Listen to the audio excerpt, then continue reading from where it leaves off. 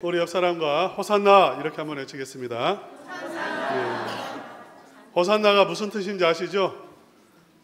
하나님 우리를 구원해 주소서 그런 뜻이에요. 하나님께서 우리 성도님들에게 구원의 복을 내려 주실 줄로 믿습니다.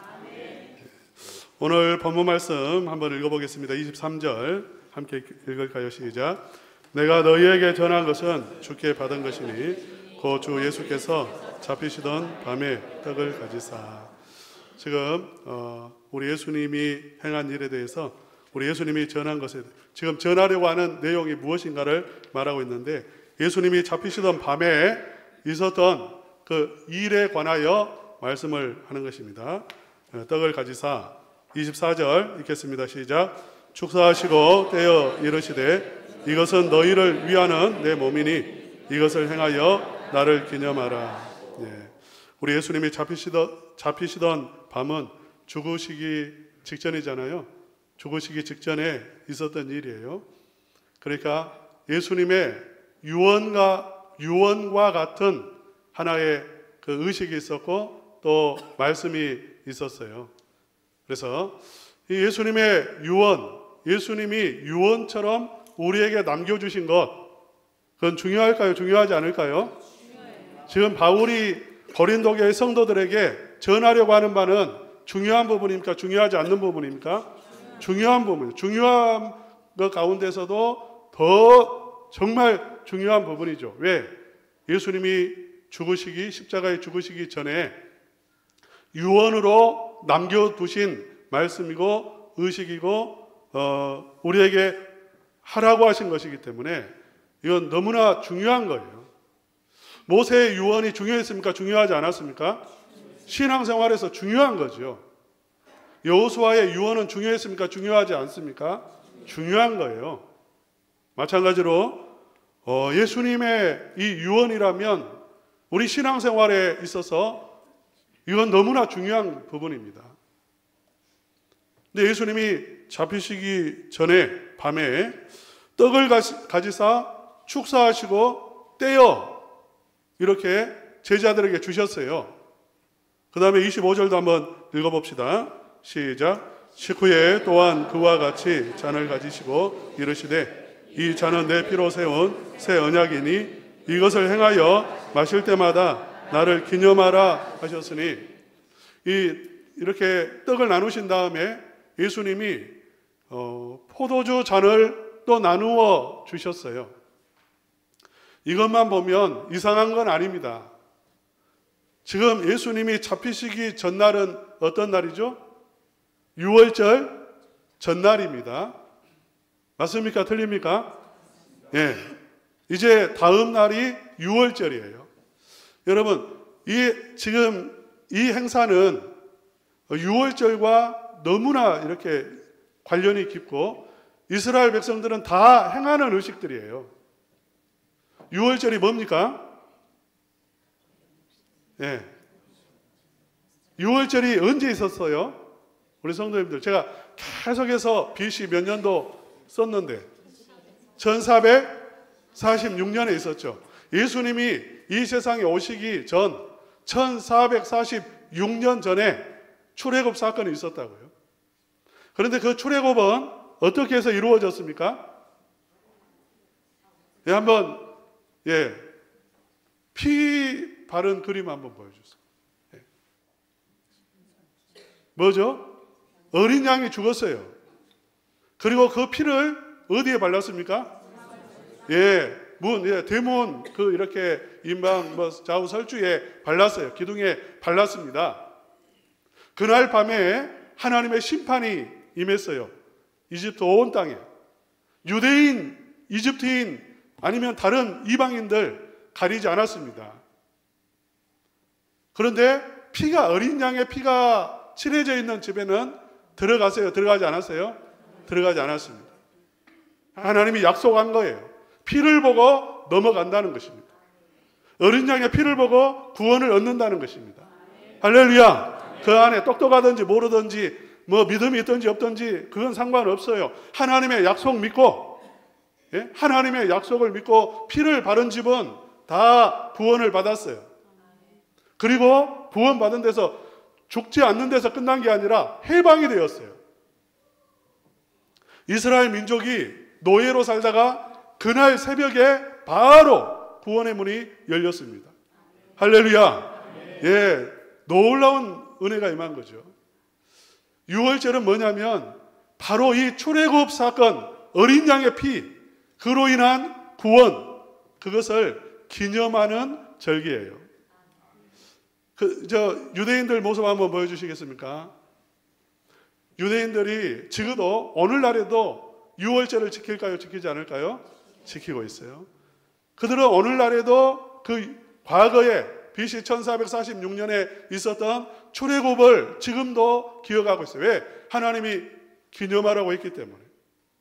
그들은 빵을 이렇게 가운데 놓고 포도주를 이렇게 또 놓고 이렇게 빵을 뜯어 먹습니다.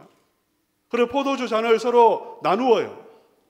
그러니까 예수님이 유월절 전날에 이 유월절 잔치를, 만찬을 하는 것은 이상한 일은 아니에요.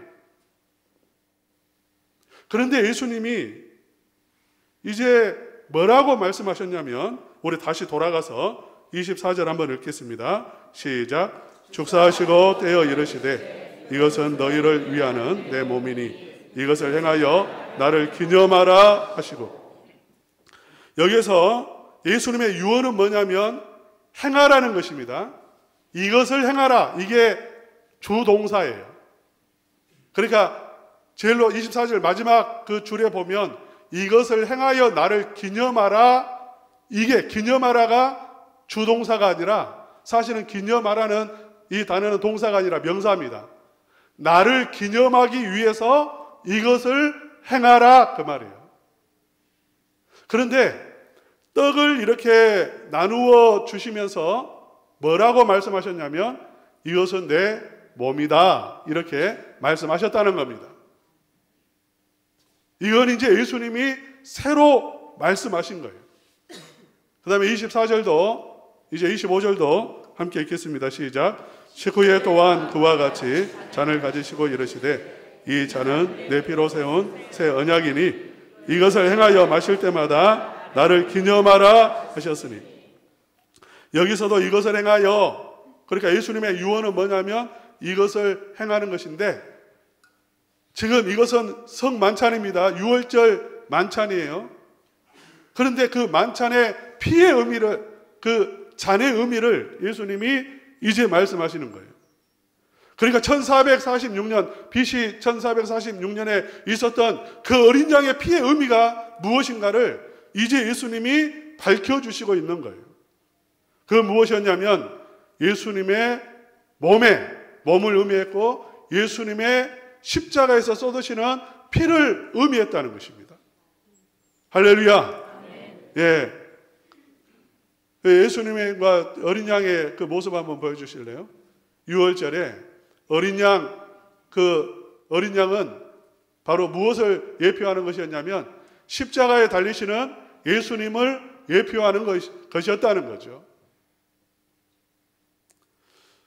그래서 예수님이 유언으로 지금 말씀하시고 계십니다. 이것을 행해야 된다 하는데 그 이것은 무엇이냐면 성만찬이고, 성만찬은 무엇이냐면 예수님이 십자가에서 우리를 위해서 살을 찢으셨고 우리를 위해서 피를 흘리셨다는 그것을 기념하는 게 성만찬이고, 그 성만찬을 행하는 것을 우리에게 유언으로 남기셨다는 거죠.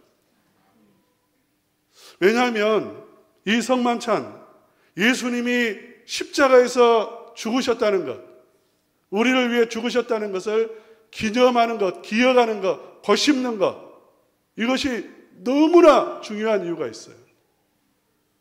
첫째는 우리가 십자가를 생각할 때에, 예수님이 나를 위해서 십자가에서 죽으셨음을 기억할 때에, 십자가에 달리신 예수님 앞에 나아가고 예수님을 바라볼 때에 우리에게 주어지는 축복이 있습니다.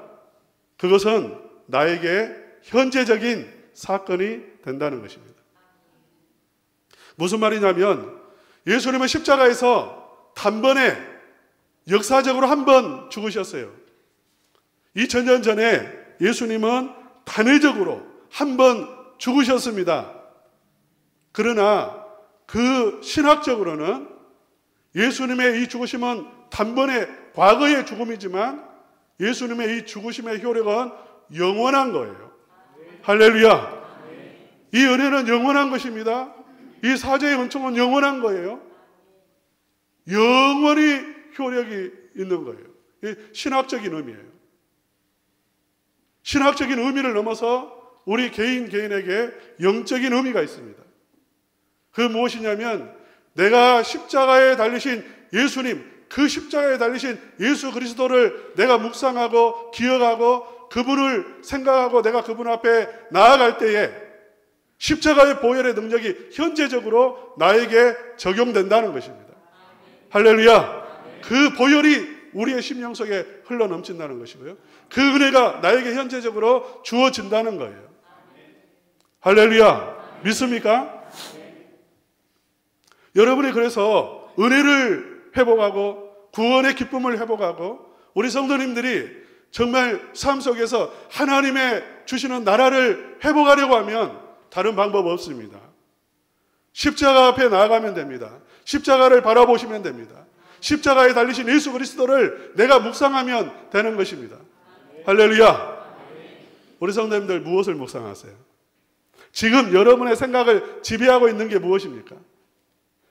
기념하라 했는데 그 기념하라는 것은 무엇이냐면 계속해서 반복적으로 현재적으로 그 십자가를 현재적으로 생각하라는 거예요. 과거 2000년 전에 그 기억도 안 나는 나는 그 자리에 없었던 그 사건을 기억하라는 게 아니라 현재적인 그 십자가를 기억하라는 것이고요. 여러분은 그런데 무엇을 자꾸 생각하세요? 네? 과거. 내 죄를 묵상하고 내 과거. 어떤 분은 이런 말씀 하시더라고요. 지금까지 지내온 것 뭐죠? 주의 크신 은혜라. 네.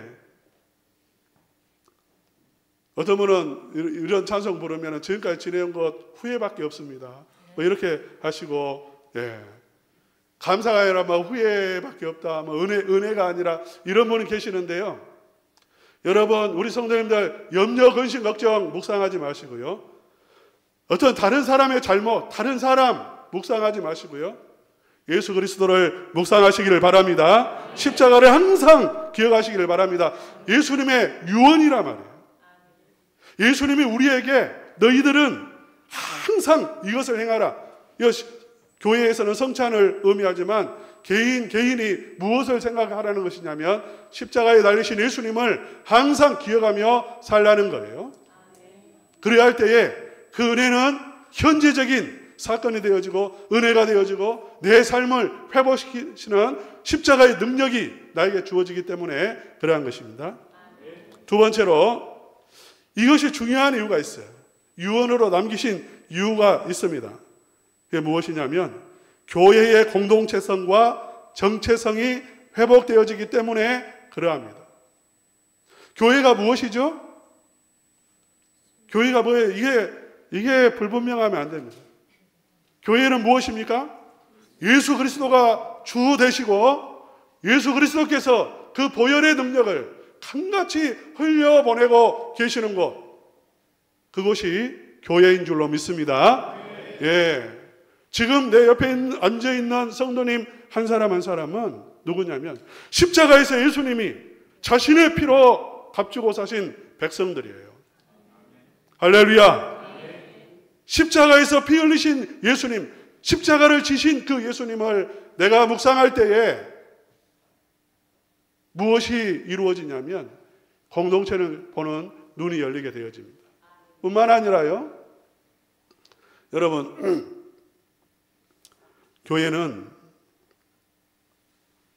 만약 십자가가 사라져버리면, 십자가에 달리신 예수님에게 성도들이 집중하지 않는다면 교회는 굉장히 인본주의적이 됩니다.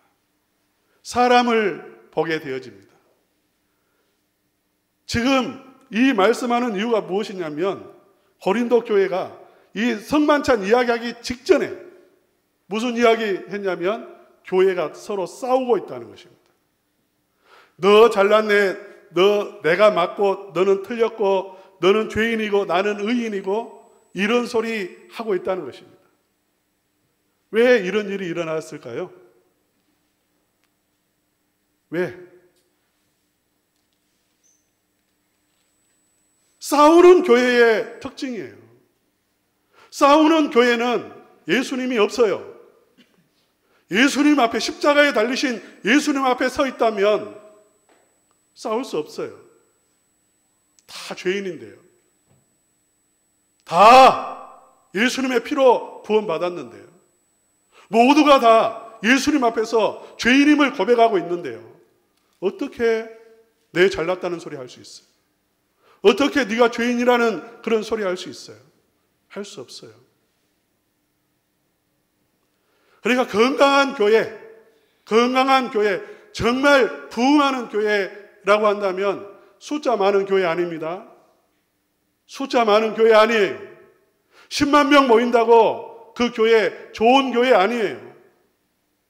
어떤 교회가 정말 좋은 교회냐면 모든 성도들이 예수님을 바라보면서, 십자가에서 나를 위해 죽으신 예수님을 바라보면서 죄인임을 고백하고요, 회개하고 자복하고요, 그 안에서 형제 자매를 바라보고 예수님을 드러내고 예수님을 고백하고 증거하는 교회가 정말 건강한 교회고 좋은 교회인 줄로 믿습니다. 예. 그렇기 때문에 지금 우리에게 진짜 우리 신앙생활에서 중요한 건 무엇이냐면 십자가에 달리신 예수님을 바라보는 것이고요. 세 번째, 사명의 회복이에요. 십자가를 바라볼 때에 무엇을 회복하냐면 내가 어떻게 살아야 할 것인가가 거기에서 드러나게 되어지는 것입니다. 예수님이 지금도 그 단회적인 사건이 과거에 이례적인 사건이지만 현재 진행형이라고요. 지금도 우리를 위해서 보혈의 은혜를 흘려보내시고 있습니다. 영적으로 보면 지금도 예수님은 십자가에서 우리를 품고 계시고 우리가 죄를 지을 때마다 찔림을 당하시면서 우리를 향해서 용서해 달라고, 하나님 용서해 주십시오, 우리의 허물을 덮고 계신다고요. 그것을 안다면, 고백한다면 우리의 입술에서 이런 말이 나올 거예요. 예수님 참 죄송합니다. 제가 잘못했습니다. 예수님 마음 아프게 하지 않겠습니다. 나는 이제 예수님을 기쁘시게 하는 삶을 살겠습니다. 최소한 마음 아프게는 하고 싶지 않습니다. 주님 기뻐하시는 일 하겠습니다. 그게 우리의 고백이죠. 십자가 앞에 선 성도의 고백일 수밖에 없어요. 이게 사명인 거예요. 오늘 본문 말씀 26절 한번 읽어봅시다. 시작. 너희가 이 떡을 먹으며 이 잔을 마실 때마다 주의 죽으심을 그가 오실 때까지 전하는 것이니라. 이게 사명이죠. 정말 십자가를 안다면 이제 그는 더 이상 쾌락을 위해 살아갈 수가 없습니다. 형제를 미워할 수가 없습니다. 왜? 내가 미워하면 주님의 마음을 아프게 하는 것이기 때문에, 주님을 내가 찌르는 것이기 때문에 아프게 할 수가 없죠. 주님을 전하는 삶, 이게 사명 아닙니까? 27절과 27절에서 29절까지 함께 읽겠습니다. 시작. 그러므로 누구든지 주의 떡이나 잔을 합당하지 않게 먹고 마시는 자는 주의 몸과 피에 대하여 죄를 짓는 것이니라. 사람이 자기를 살피고 그 후에야 이 떡을 먹고 이 잔을 마실지니 주의 몸을 분별하지 못하고 먹고 마시는 자는 자기의 죄를 먹고 마시는 것이니라. 여기서 굉장히 중요한 이야기 하죠. 자기를 살핀 후에, 그러니까 성도는 남의 죄에 그 살피는 거 아니에요. 항상 십자가 앞에 서야 되고 그 앞에서 무엇을 살펴야 되냐면 내 죄를 살펴야 돼요. 그리고 주님, 정말 내가 주님을 찌른 죄인입니다. 주님이 나를 위해서 십자가를 지셨습니다. 지금도 그 보혈을 나에게 나를 위해 흘리고 계십니다. 그 보혈의 은혜를 나에게 붓고 계십니다. 그렇게 나아가는 거죠. 만약 이게 안 된다면, 죄를 고백하지 못하고 깨닫지 못하고 남의 죄만 생각난다면 그는 십자가를 모르는 사람입니다. 예수님이 십자가에 달려서 어떻게 왜 죽으셨는지를 전혀 깨닫지 못한 사람이고, 그의 죄는 여전히 그대로 있고, 오히려 예수님의 십자가를 모욕하는 죄를 또 하나를 더하는 죄를 짓고 있는 것이고요. 그는 멸망한다는 것입니다. 잠시 후에 우리가 성찬식을 하겠지만 진정으로 십자가 앞에 나아가서 죄를 고백하지 아니하고 이 예식에 참여한다면 죄를 한 가지 더할 뿐이라는 거예요. 그러나 진정으로 고백하고 정말 십자가에 달리신 그 예수님을 바라봄으로 나아가는 성도들은 영생의 복을 누리게 되어지는 것입니다. 예수님의 유언을 살펴보았습니다.